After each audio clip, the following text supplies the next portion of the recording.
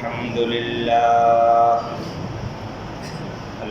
لله الذي جعل الشمس والقمر بحسبان والنجم والشجر يسجدان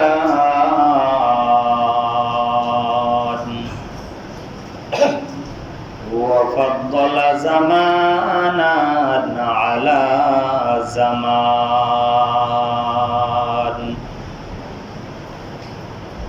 كما فضل مكانا على مكان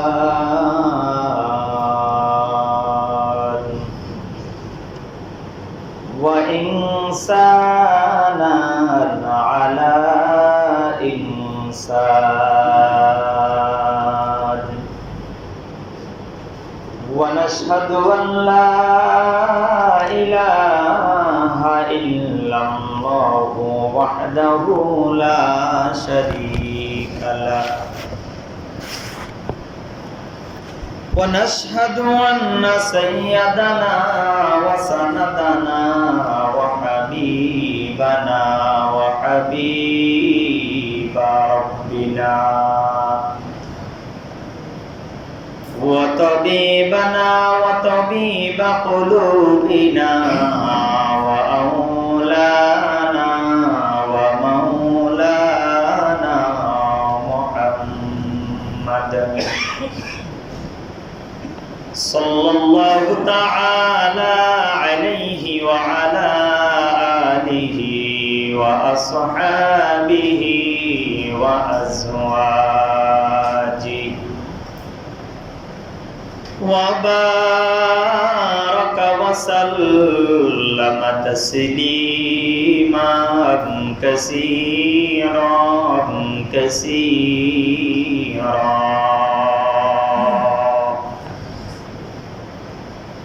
أما بعد فأعوذ بالله من الشيطان الرجيم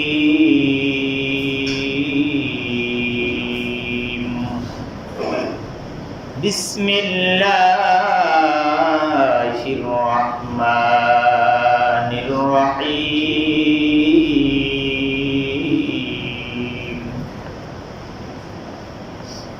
ولله على الناس حج البيت من استطاع إليه سبيلا وقال نبي الله صلى الله عليه وسلم من لم يمنعه عن الحج حاجة ظاهرة أو سلطان جائر أو مرض حابس فمات ولم يحج فليمت إن شاء يهوديا وإن شاء نصرانيا أو كما قال النبي عليه الصلاة والسلام مکہ و یسرب کا منزل اے خدا دکھلا مجھے مکہ و یسرب کا منزل اے خدا دکھلا مجھے خانہ کعبہ کی منظر دیکھنے کو دے مجھے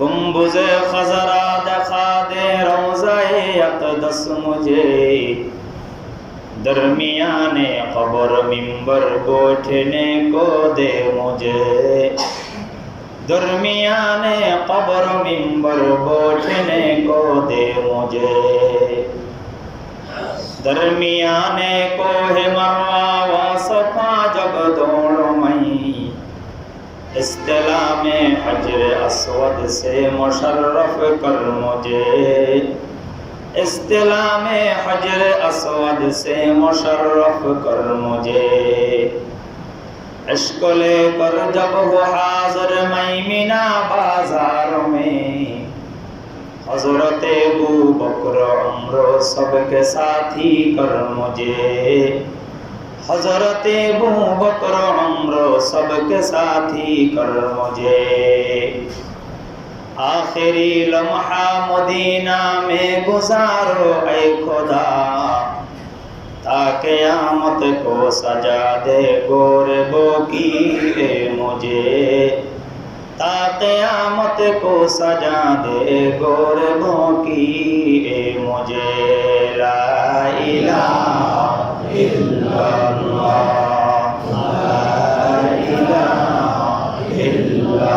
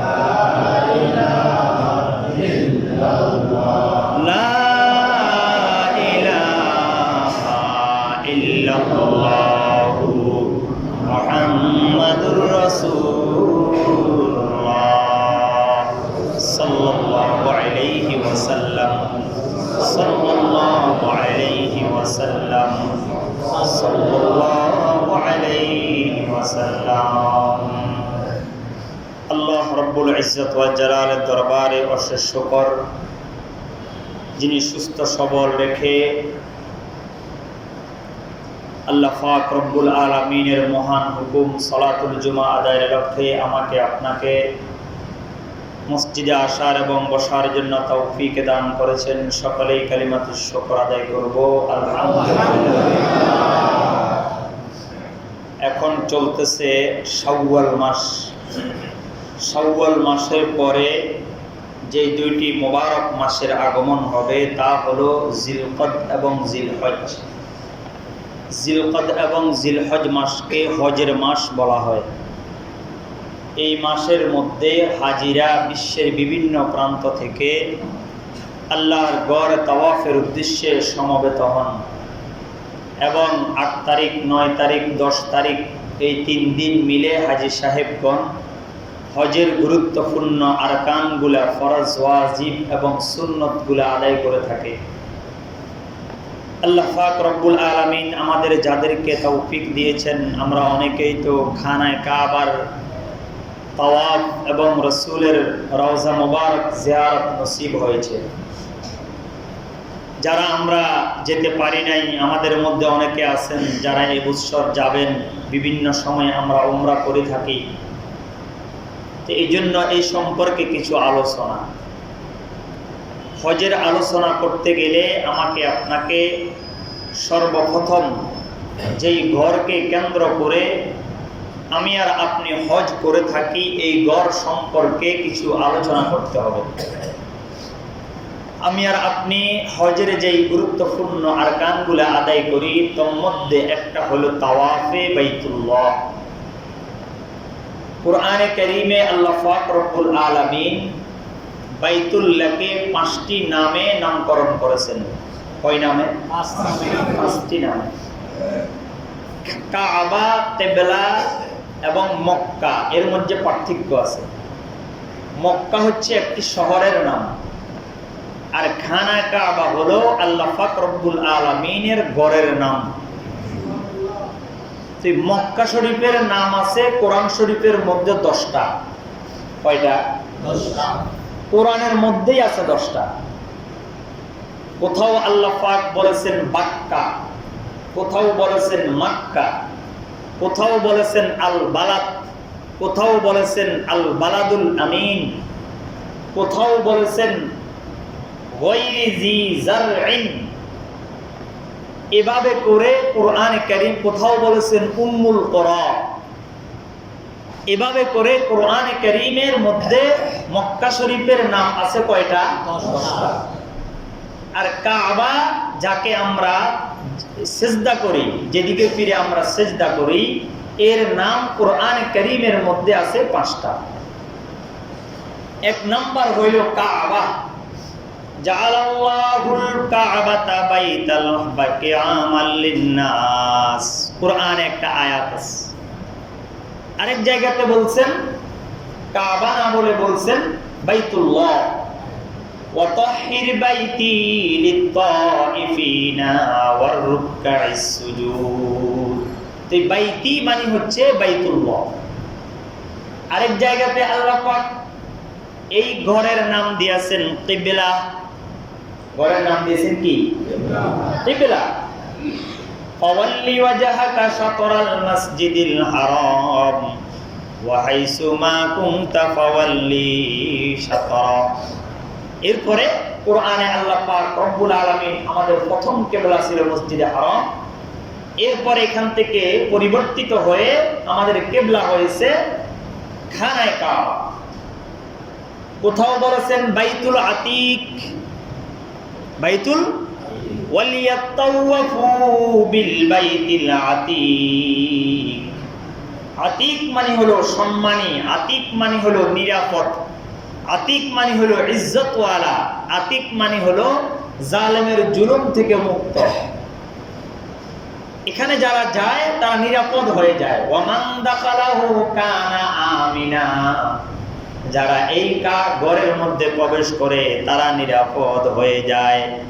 কোন অপরাধীও যদি খানায় কাবার এহাতার মধ্যে প্রবেশ করে, তাকে সেখান থেকে অ্যারেস্ট করার, তাকে শাস্তি দেওয়ার কোনো বিধান নাই।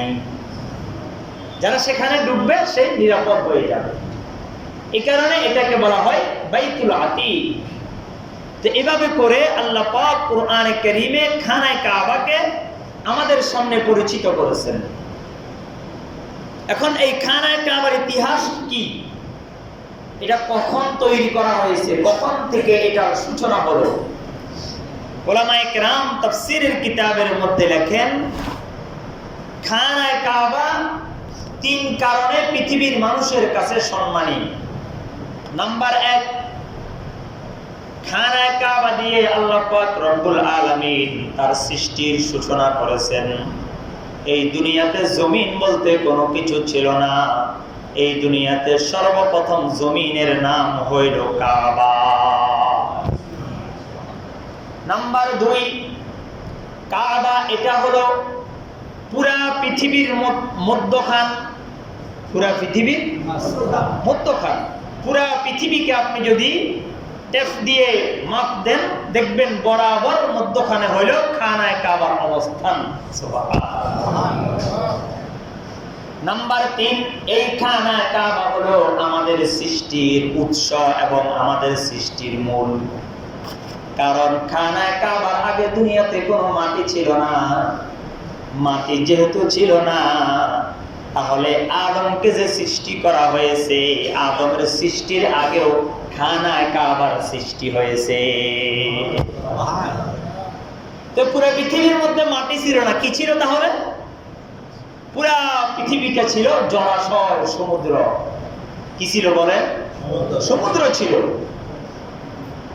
এই সমুদ্রের মাঝে আল্লাহ পাক রব্বুল আলামিন ইচ্ছা পোষণ করলেন যে আমি আমার পবিত্র ঘরকে আমি আল্লাহ তৈরি করব।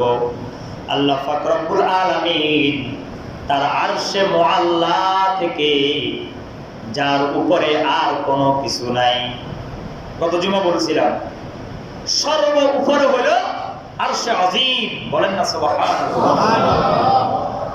আল্লাহ পাক তার আরশে মুআল্লা থেকে বরাবর জমিনের দিকে তাজাল্লি দিলেন। তাজাল্লি মানে আলো দিলেন। ওই আলোটা বরাবর যে জায়গাতে এসে পড়ছে, ওই জায়গায় হলো কাবা। বরাবর আরশে আজিম থেকে 7 আসমান সব কিছু ভেদ করে ওই তাজাল্লিটা এসে যেখানে কাবা অবস্থিত, ওই পানির উপরে এসে পড়েছে। আমি আর আপনি কাবার দিকে ফিরে সিজদা করি। এখন এই কাবার অবস্থানটা কতটুকু? উলামায়ে কেরাম বলেন জমিনের একেবারে তলদেশ থেকে শুরু করে একেবারে আরশে আজিম পর্যন্ত এই খানায়ে কাবা বিস্তৃত। বিজ্ঞানীরা মাটির তলে গিয়েছে, মাটির তলে গিয়ে 7-8 কিলোমিটারের পরে আর যেতে পারে না। ও পৃথিবীর বিভিন্ন জায়গাতে তারা মাটি খনন করেছে, 7-8 কিলোমিটারের পরে আর যাওয়া যায় না। সেখানে শক্ত একটা জিনিস পড়ে, ওই জিনিসের নাম হইল তাহতাস সারা। সুবহানাল্লাহ। ওর নিচে যাওয়ার কারো কি নাই? অধিকার নাই, ক্ষমতাও নাই, সম্ভব নয়। উলামায়ে কেরাম বলেন এই খানায়ে কাবাটা আরশে মুআল্লা থেকে শুরু করে একেবারে তাহতাস সারা পর্যন্ত বিস্তৃত। পুরা দুনিয়ার মানুষ আমরা যারা বসবাস করি, আমরা আছি পানির উপরে। এই পানির উপরে জমিনকে সৃষ্টি করার পরে জমিন নড়াচড়া করতেছিল। আল্লাহ পাক রব্বুল আলামিন ফেরেশতাদেরকে হুকুম করলেন ওয়াজআলনাল জিবালা আওতাদা। ফেরেশতা বলে আল্লাহ এটা তো ঢুলতেছে, এটা তো ঢুলতেছে, নড়াচড়া করে কি করব? আল্লাহ বলে ফেরেক মেরে দাও। ফেরেকের নাম হইল পাহাড়। ফেরেকের নাম কি? পাহাড়। ওয়াজআলনাল জিবালা আওতাদা, আমি পাহাড়গুলোকে জমিনের জন্য পেরেক হিসেবে স্থাপন করে দিলাম। আল্লাহু আকবার। বলতেছিলাম আমরা যারা বাংলাদেশে আছি আমাদের অবস্থান মাটির এক পর্যায়ে, কিন্তু আমেরিকা হলো বা ইউরোপ যেগুলো আছে পশ্চিমা দেশগুলা, এগুলা আমাদের থেকে অনেক উপরে, আবার আমাদের থেকে অনেক নিচেও মানুষের বসবাস আছে।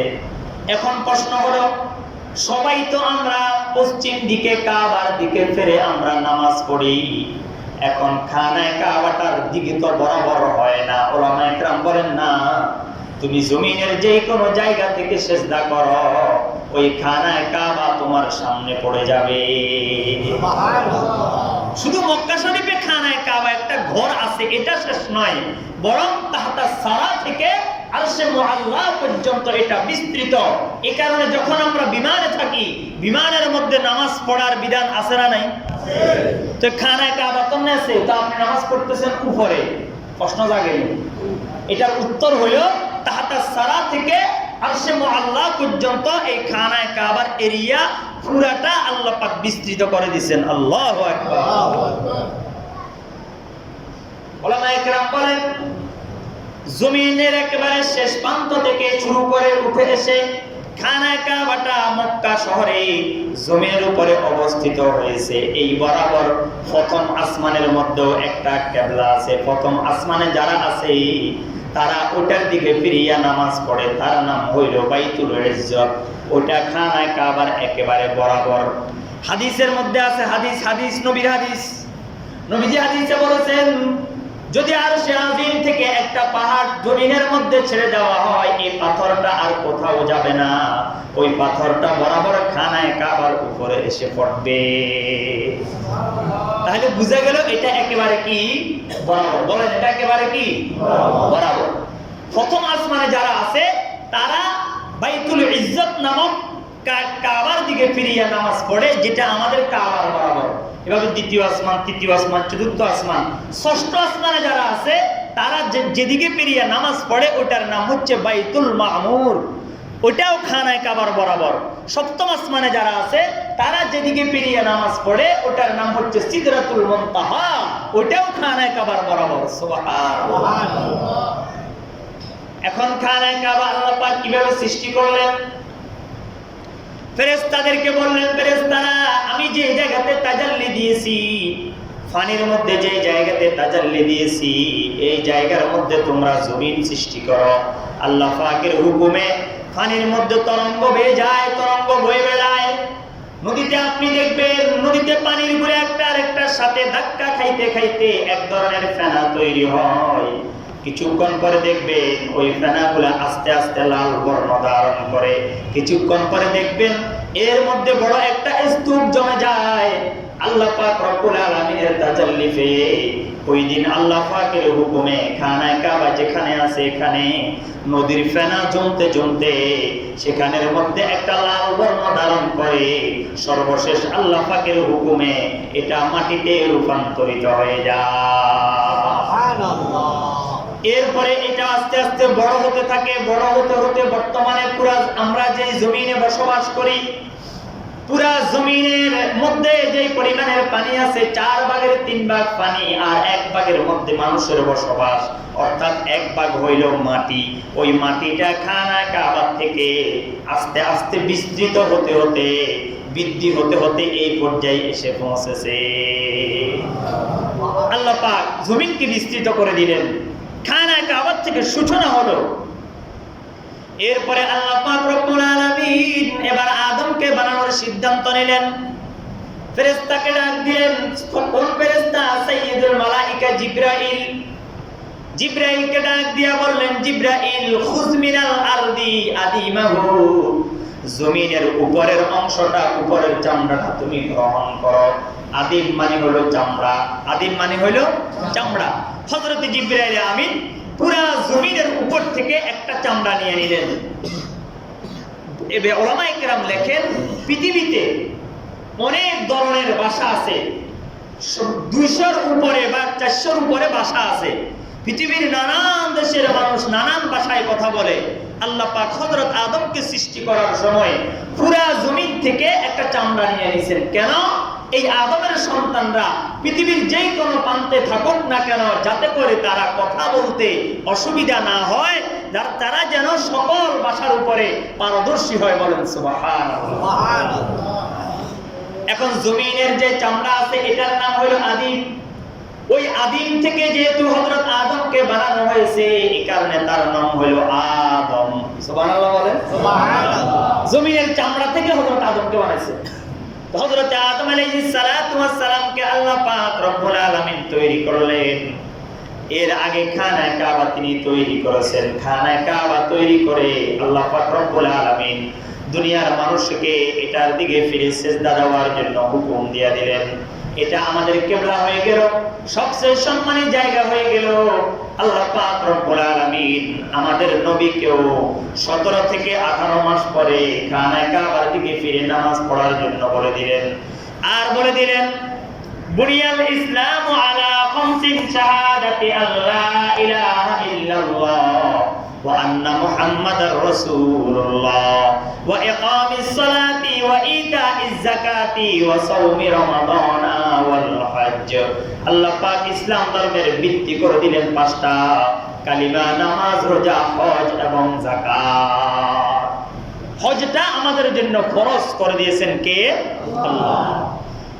আল্লাহ পাক কোরআনে কারীমে বলেন, ওয়ালিল্লাহি আলান নাসি হিজ্জুল বাইতি মান ইসতাতা ইলাইহি সাবিলা। দুনিয়ার মানুষ যেন আল্লাহকে সন্তুষ্টি করার জন্য যেন তারা হজ করে, সফর করে, যার কাছে সামর্থ্য আছে তার উপরে এটা আমি আল্লাহ ফরজ করে দিলাম। ইন্না আউওয়ালা বাইতিন উযিআ লিন-নাস লাল্লাতী বিবাক্কাতা মুবারাকান ওয়া হুদাল লিল আলামিন। আল্লাহ পাক বলেন, ইন্না আউওয়ালা বাইতিন, এই দুনিয়ার সর্বপ্রথম ঘর, উযিআ লিন-নাস, যেটা দুনিয়ার মানুষের জন্য স্থাপন করা হয়েছে। উলামায়ে কেরাম বলেন, এখানে উম্মিরা বলা হয় নাই, তামির বলা হয় নাই। তামির মানে হলো নির্মাণ করা। আল্লাহ পাক বলেন, আমি এটা নির্মাণ করি নাই, দুনিয়ার কেউ এটা তৈরি করে নাই। উযিআ, আমি আল্লাহ সরাসরি আসমান থেকে এই খানায়ে কাবাকে স্থাপন করে দিয়েছি। সুবহানাল্লাহ। এটা আসমান থেকে আল্লাহ পাক এনে বসাই দিয়েছেন। এটা প্রথম কেউ বানায় নাই, পরে মানুষ বানাইছে। পরে বানাইছে মানুষে, তবে সর্বপ্রথম আল্লাহ পাকের হুকুমে এটা আসমান থেকে এনে স্থাপন করছেন ফেরেশতারা। বানা বাইতাল আরশি আশরুন ফাখুযুহুম মালাইকাতুল্লাহিল কিরাম ওয়া আদামু ওয়া শীসুন ওয়া ইব্রাহিম সুম্মা আমালিকু কুসাইয়ুন কুরাইশুন বাদা হাযাইনি জুরহুম ওয়া আব্দুল্লাহ ইবনে যুবাইর বানা কাদা ওয়া বানাল হাজ্জাজু হাযা মুতাম্মিমু। খানা কাবাকে এই পর্যন্ত মোট 10 বার নির্মাণ করা হয়েছে। কয়বার? 10 বার। তো কে বানাইছে সর্বপ্রথম? বানা বাইতাল আরশে আশরুন ফাখুযুহুম মালাইকাতুল্লাহিল কিরাম। সর্বপ্রথম এই খানায় কাবা আল্লাহ পাকের হুকুমে আসমান থেকে এনে রেখে দিয়েছেন ফেরেশতারা। কারা? ফেরেশতা। এরপরে কে? ওয়া আদম, হযরতে কি ফেরেশতাদের উপরে এইখানে কাবার চিহ্ন যখন লুকিয়ে গেল, হযরতে আদম এটাকে আবার সংস্কার করলেন।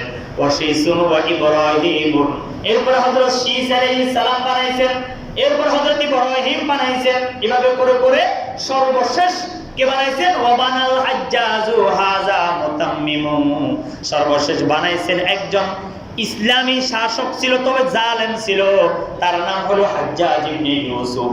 ওই হাজ্জাজ ইবনে ইউসুফ যেভাবে বানাইছেন বর্তমানে এটা সেভাবেই আছে। মোট কয়বার সংস্কার হয়েছে বলেন? 10 বার। এই খানায় কাবার দিকে ফিরে আজকে আমি আর আপনি সালাত আদায় করি, আমার আল্লাহকে সিজদা করি। প্রশ্ন, দুনিয়ার হিন্দুরা কাফের বেঈমান অনেকে মূর্তিকে সিজদা করে, পাথরকে সিজদা করে, গাছকে সিজদা করে, তাদের বানানো বিভিন্ন ভাস্কর্যকে সিজদা করে, তাদেরটা হয় শিরিক। আর আমরা যেই কাবাকে সিজদা করি এটাও তো একটা বিল্ডিং। কথা বলে, এটা একটা বিল্ডিং না? তো তাদের বানানোটা শিরিক আর আমাদের বানানোটা ঈমান। কাবাকে সিজদা করলে ঈমানদার হয়, আর মূর্তিকে সিজদা করলে কি হয় বলেন? বেঈমান হয়। রহস্যটা কি? রহস্য হলো এই ঘরটা সাধারণ কোনো ঘর নয়, এই ঘরের দিকে সরাসরি আসমান থেকে তাজাল্লি দিচ্ছেন কে? আল্লাহ। এটাই পার্থক্য, আর কোনো পার্থক্য নাই। এটা আল্লাহর ঘর, এখানে সরাসরি আল্লাহ পাকের তাজাল্লি করতেছে। এখন বলে হুজুর তাজাল্লি এটা দেখি না কেন? অনেক কিছুই তো দেখা যায় না, কিন্তু এরপরে তো বিশ্বাস করেন। কি বলেন? বিশ্বাস করেনি? খানায় কাবাতে আল্লাহ পাক রব্বুল আলামিন তাজাল্লি দেন। এই কারণে খানায় কাবার দিকে শুধু তাকিয়ে থাকলেই আল্লাহ পাক রব্বুল আলামিন তারা আমলনামাতে 20টা নেকি জমা করিয়া দেয়। সুবহানাল্লাহ। শুধু তাকাইছে, বলেন শুধু কি তাকাইছে? শুধু তাকাইলে 20 নেকি, কিছু পড়া লাগবে না। আল্লাহু আকবার। এটা এত দামি ঘর, যতবার তাকাইবেন ততবার 20 নেকি, যতবার তাকাইবেন ততবার 20 নেকি। এই ঘরকে মর্যাদা পূর্ণ করে দিয়েছেন আমার আল্লাহ। এখন এই খানায় কাবা নির্মাণ হওয়ার পরে রাসূল আকরাম সাল্লাল্লাহু আলাইহি ওয়াসাল্লাম এটার দিকে ফিরে নামাজ আদায় করতেছেন, হজ এবং উমরা করতেছেন। আল্লাহর পয়গম্বর সাল্লাল্লাহু আলাইহি ওয়াসাল্লাম বলেন, আন আবি উমামা রাদিয়াল্লাহু তাআলা আনহা قالت قال النبي صلى الله عليه وسلم من لم يمنعه عن الحج حاجة ظاهرة। দুনিয়ার কোন ধনী মানুষ, ওই ব্যক্তি, দুনিয়ার কোন মানুষ যদি তাকে কেউ কোন দুনিয়াবি কোন প্রয়োজন তাকে বাধা না দেয়, অর্থাৎ তার কাছে টাকা পয়সার কোনো অভাব নাই, টাকা পয়সা আছে, হাজাতুন যাহিরাতুন, তার বিশেষ কোনো অভাব নাই, বিশেষ কোনো প্রয়োজন নাই, বিশেষ কোনো সংকট নাই, আও মারাদুন হাবিসুন, অথবা ওই ব্যক্তি এমন রোগে আক্রান্ত নয় যেই রোগে আক্রান্ত হওয়ার পরে আল্লাহ খানায় কাবার সফর করতে পারবে না, আও সুলতান জাইরুন, অথবা কোন জালিম বাদশা তাকে যেতে দিচ্ছে না। এই 3টা কারণ ছাড়া যেই ব্যক্তির কাছে সামর্থ্য নাই, যেই ব্যক্তি অসুস্থ, আর যেই ব্যক্তিকে কোনো বাদশা যেতে দিচ্ছে না, উদাহরণ ধরে নেন কোন অমুসলিম দেশের রাষ্ট্রপ্রধান যদি ওই দেশের নাগরিকদের কি সৌদি আরবে হজের মৌসুমে ভিসা না দেয়, তাহলে তারা হজ করতে পারবে নি? কি বলে, পারবে? ভিসা লাগবে। এরকম যদি কোনো বাধা না থাকে, এই 3টা কারণ ছাড়া কেউ যদি হজ ফরজ হওয়ার পরেও হজ না করে, ফামাতা, ওই ব্যক্তি মৃত্যুবরণ করলো, ওয়ালাম ইয়াহুজ্জা, কিন্তু হজ করে নাই, ফালিয়ামুত ইনশা নাসরানিয়া ওয়া ইনশা ইহুদিয়া। আমি নবী জানি না সে কি ইহুদি হয়ে মারা গেছে নাকি নাসারা হয়ে মারা গেছে, বলেন নাউযুবিল্লাহ। তাহলে হজ ফরজ হওয়ার পরে কেউ যদি হজ না করে সে কি মুমিন নাকি বেঈমান? রাসূল বলছেন আমি জানি না সে কি ইহুদি না নাসারা, সেটা আমি জানি না। আচ্ছা, রাসূল যদি হাসরের ময়দানে কাউকে নিজের উম্মত স্বীকার না করে ওই ব্যক্তি জান্নাতে যাওয়ার উপায় আছে? নাই। তাহলে যে ব্যক্তির উপর হজ ফরজ হয়েছে হজ করে নাই, রাসূল বলেন সে ইহুদি না হয় নাসারা না হয় মুশরিক, সে আমি নবীর উম্মত নয়, বলেন নাউযুবিল্লাহ। হজের মাসআলা, কে হজ করবে? সমস্ত উলামায়ে কেরাম এই ব্যাপারে একমত। যেই ব্যক্তির কাছে কোনো কর্জ নাই, কোনো ঋণ নাই, যেই ব্যক্তি হজের সফর শুরু থেকে নিয়ে আবার বাড়ি ফিরে আসা পর্যন্ত তার পরিবারের খরচ দেওয়ার মতো সামর্থ্য আছে। নাম্বার 3, ওই ব্যক্তির কাছে বাড়তি সম্পদ আছে, প্রয়োজনের বাহিরে সম্পদ আছে। আপনার ব্যাংকে 20 লক্ষ টাকা আছে, বাংলাদেশ থেকে হজ করতে লাগে 7 লক্ষ টাকা, আপনার কোনো ঋণ নাই, আপনার 20 লক্ষ টাকার বাইরেও আরো 2 লাখ টাকা আছে, 1 লক্ষ টাকা আছে। হজের সফর 1 মাস 1.5 মাস বা সর্বোচ্চ 2 মাসের, আপনি এই টাকা আপনার পরিবারকে দিয়ে যাবেন, এর বাহিরে আপনার আর কোনো ঝামেলা নাই। আপনার উপরে হজ ফরজ। আপনার উপরে হজ কি ফরজ? শর্ত কয়টা? 3টা। 1 নাম্বার কর্জ থাকতে পারবে না, 2 নাম্বার আসা যাওয়ার খরচ থাকতে হবে, 3 নাম্বার এই সময়ে আপনার পরিবারের চলার মতো ব্যবস্থা থাকতে হবে। এখন একটা প্রশ্ন, বলে হুজুর আমার কর্জ আছে, আপনি কর্জবান, আবার আপনার ব্যবসায়িক কারণে মার্কেটে বকেয়াও আছে, কথা বলেন, একদিকে আপনার বকেয়া আছে আরেকদিকে আপনার ঋণ আছে, তাহলে ঋণ এবং বকেয়া বরাবর হয়েছে কিনা? যদি হয়ে যায় তাহলে আপনার উপরে হজ ফরজ। মাসআলা হলো, কোন ব্যক্তির উপর হজ ফরজ হয়েছে, হজ করে নাই, অলসতা করে হজ করে নাই, কোনো কারণ ছাড়া, অসুস্থ নয় সুস্থ, করব করছি যাবো আর কি, এগুলো চিন্তা ভাবনা করতেছে। আর আমাদের দেশে কিছু ভ্রান্ত ধারণা আছে। কি ধারণা বলেন? ভ্রান্ত ধারণা। কি ভ্রান্ত ধারণা? কয় আমার মা বাপ এখনো হজ করে নাই, আমি কেমনে হজ করি? নাউযুবিল্লাহ, এটা একটা ভ্রান্ত ধারণা। তো আমার আত্মীয়স্বজন কেউ হজ করে নাই, আমার দাদা দাদি হজ করে নাই, আমি কেমনে হজ করি? এটা একটা ভ্রান্ত ধারণা। এরপরে আমার ছেলে মেয়ে বিবাহ দিই নাই, আমি কেমনে হজ করি? ছেলে মেয়ে বিবাহ দিতে টাকা পয়সা লাগে, কি বলে লাগে কিনা? তবে বর্তমান দুনিয়ার হিসাবে তো অনেক টাকা লাগে। আচ্ছা, আল্লাহ নবীর মেয়ে ফাতেমাকে হযরত আলীর কাছে বিবাহ দিচ্ছেন না? নবীর 1 টাকাও খরচ হয় নাই। সুবহানাল্লাহ। হযরত আলী ফাতেমাকে বিবাহ করছেন, হযরত আলীর কাছে 1 টাকাও নাই। সুবহানাল্লাহ। কি বুঝলেন? বিবাহ দিতে বিবাহ করতে কি নগদ টাকা লাগে না। তো হযরত আলীকে যখন বলছে আলী ফাতেমাকে তোমার কাছে বিবাহ দিব, আলী কয় ইয়া রাসূলুল্লাহ আমার কাছে মোহর দেওয়ার মতো কোনো টাকা নাই, মোহর তো দিতে হবে। তো আলীকে বলে কি আছে? ও ইয়া রাসূলুল্লাহ একখানা তরবারি আছে যেটা দিয়ে আমি যুদ্ধ করি, তো বিবাহ করা যেহেতু ফরজ, তুমি এই তরবারিটা বাজারে বিক্রি করে নিয়ে আসো, এর বিনিময়ে আমি ফাতেমাকে তোমার হাতে তুলে দিব। সুবহানাল্লাহ। কিতাবে লেখে হযরত আলী বাজারে রওনা হয়েছে, আপনারা জানেন ঘটনা। হযরত আবু বকর এবং ওসমানে টাকা দিয়ে দিয়েছে তরবারি বিক্রি করতে দেন, কয় যে ওইগুলা দিয়ে বিবাহ করো। আল্লাহু আকবার। তাহলে বিবাহ করতে টাকা লাগেনি?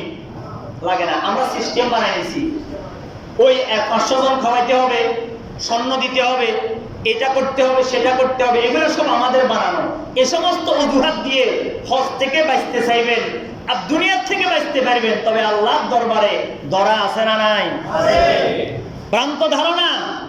ছেলে মেয়ে বিবাহ দিনে হজ কেমনে করি?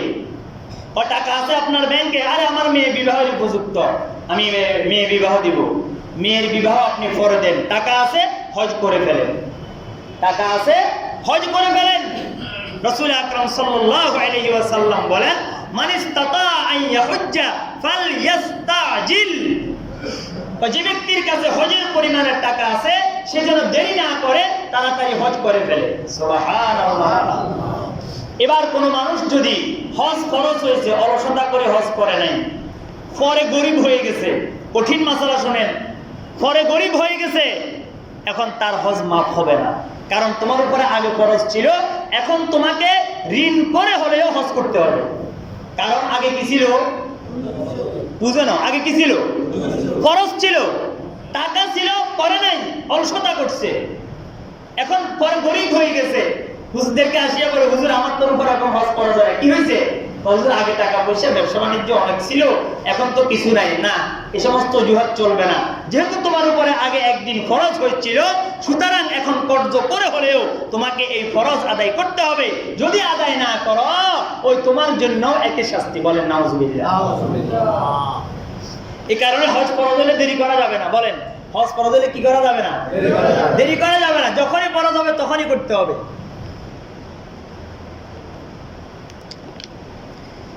হজ হইল পুরা বিশ্বের মুসলমানদের আল্লাহর সাথে প্রেম ভালোবাসা করার মাধ্যম। দুনিয়াতে একজন মানুষ আরেকজনকে ভালোবাসে, যখন একজন আরেকজনকে ভালোবাসে, ভালোবাসার সম্পর্কটা যখন একজন আরেকজনের সাথে হয়, একজন যখন আরেকজনের কাছে ভালো লাগে, তখন একজন আরেকজনকে মাঝে মাঝে দেখা করার জন্য বের হয়। এরপরে সম্পর্ক আরো যখন গভীর হয়, একজন আরেকজনের জন্য টাকা খরচ করে।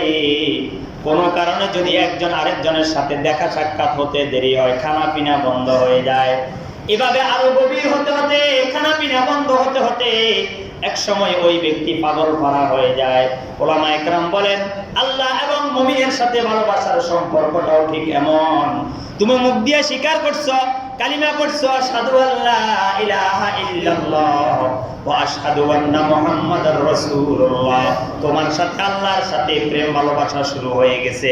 ওলামা একরাম বলেন, ইসলামের 5টা স্তম্ভ, তোর মধ্যে একটা হলো জবানি, আর 2টা হলো মালি, আর 2টা হলো, আরেকটা হলো কি আপনার শুধুমাত্র মালি এবং বদনি উভয়টা মিলাইয়া।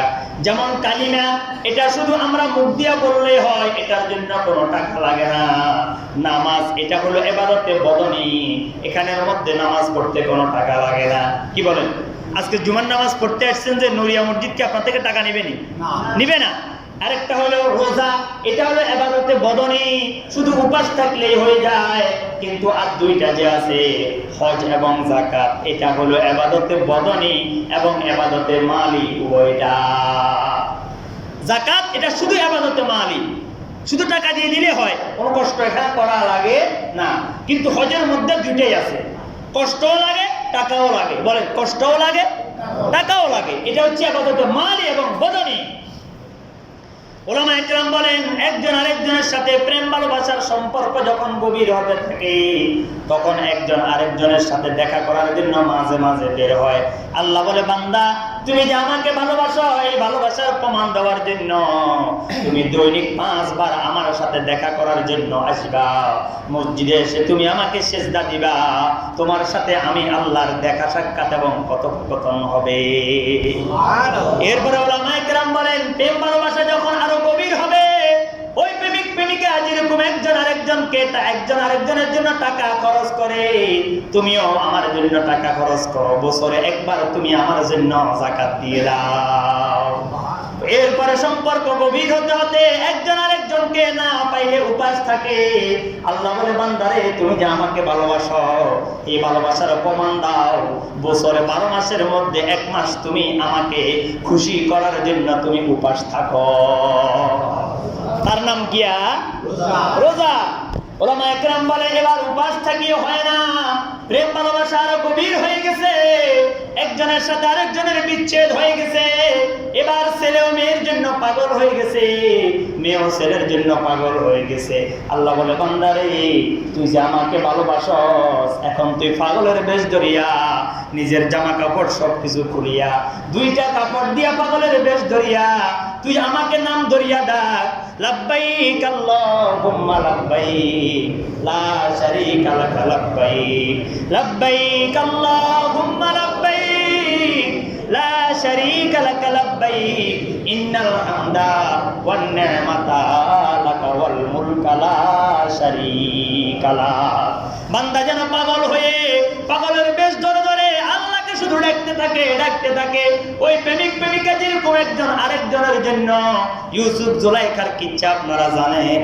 জুলাইখা যখন হযরত ইউসুফকে বিবাহ করতে পারে নাই, শেষ বয়সে জুলাইখা এমন পাগল হয়ে গেছে, বৃদ্ধ হয়ে গেছে, রাস্তার পাশে বস্তির মধ্যে বসবাস করে আর সারাক্ষণ বসিয়া বসিয়া শুধু বলে ইউসুফ ইউসুফ ইউসুফ ইউসুফ ইউসুফ ইউসুফ। আল্লাহ বলে দুনিয়ার বান্দা যদি একজন আরেকজনকে প্রেম ভালোবাসার কারণে এভাবে পাগল হয়ে নাম জপতে থাকে, তুমিও আমার পাগল হইয়া আমার নাম জপতে থাকো।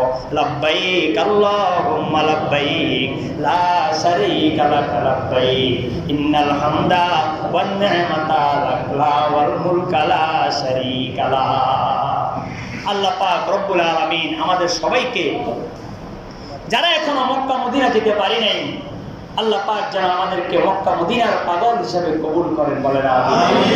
ইনশাআল্লাহ আলোচনা ধারাবাহিকভাবে চলবে। হজের আহকামাত, হজের বিধানাবলী এবং মক্কা মদিনার প্রেম ভালোবাসা, রাসূলের প্রেম ভালোবাসা নিয়ে বিস্তারিত আলোচনার চেষ্টা করব। আল্লাহ পাক রব্বুল আলামিন আমাদের সবাইকে কবুল করেন। ওয়া মা তাওফীকি ইল্লা বিল্লাহ।